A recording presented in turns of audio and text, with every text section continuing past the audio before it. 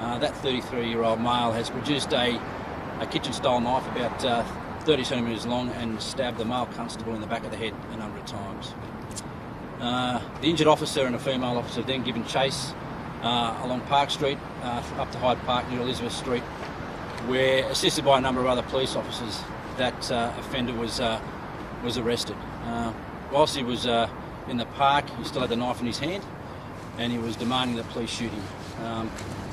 And praise goes out to the New South Wales Police who were there. As a result of their training, were able to, without further incident, arrest that male person. The injured male officer was treated by New South Wales Ambulance at the scene, and he was taken to St Vincent's Hospital and is currently in a stable condition. His injuries are not life-threatening. The male offender was taken to RPA Hospital, where he's currently under police guard and undergoing an assessment.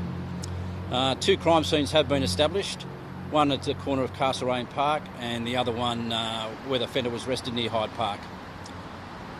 This was very much an isolated incident, and there's no further threat to the public. This person, 33-year-old male, is known to the police, even though they're not serious matters, and there is no history of mental illness on our database.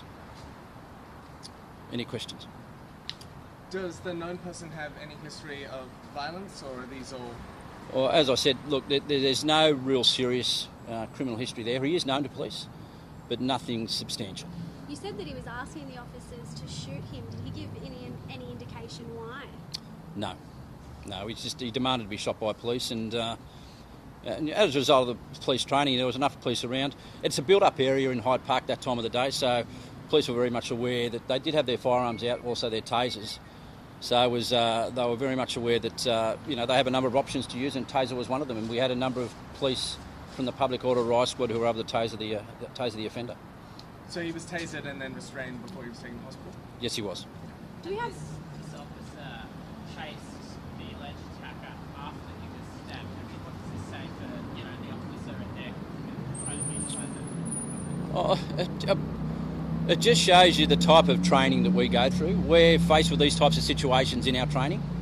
We're faced with the situation that, if an officer is injured, that, they keep going. And if they keep going, and this officer did, gave chase. Did the officer's injuries impede that chase in any way? Or? No. You said he was stabbed multiple times. Can you give an indication of how many, roughly? About 2 to 3 times in the back of the head. And I know it's still early stages, but any reason as to why? No, the offender didn't say anything prior to walking up to the officers, so there was no conversation had at all. Obviously, this is one in a series of a lot of recent knife incidents that have been happening recently. Does the police have any updated comments about that?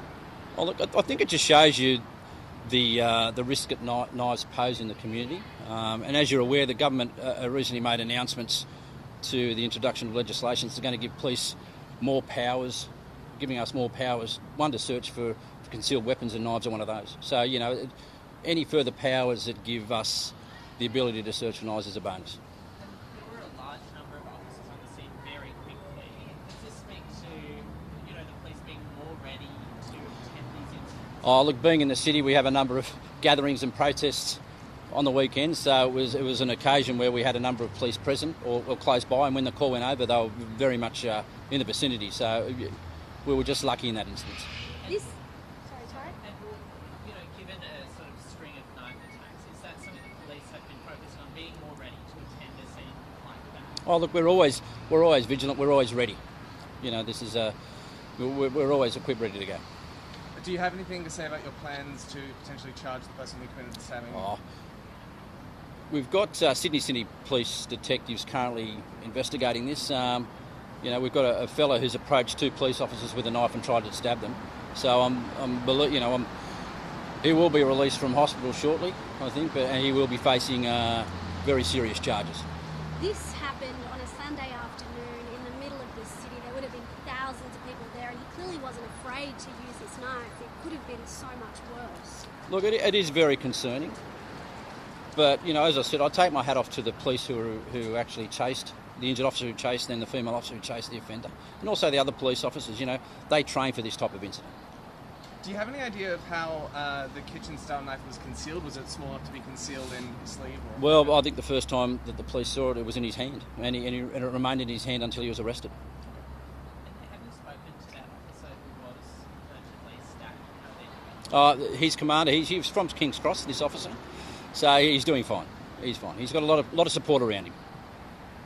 So, sorry, Andrew here from Channel 7. Do you have anything to say, I guess, about the nature of policing, given the fact that two officers seem to have been doing something they do every day, traffic duty, going about their own business, and then all of a sudden they're facing a life or death scenario?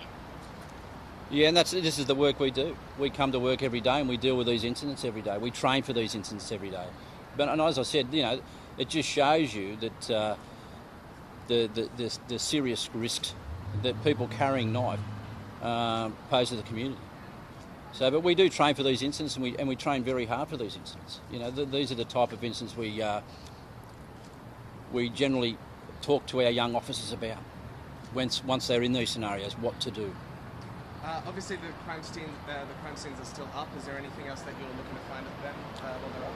No, well, look, we're just generally, if anybody has did see the incident, we'd like them to come forward, the Day Street Police Station. But the area where we are in the city, it is covered by a lot of closed circuit TV. So we're currently canvassing that at the moment to get as much closed circuit TV as we can that may have captured the incident.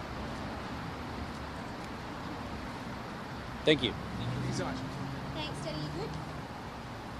Well, good. Thank you very much. Thanks, mate. I love you. Oh, thank you so much. Sorry.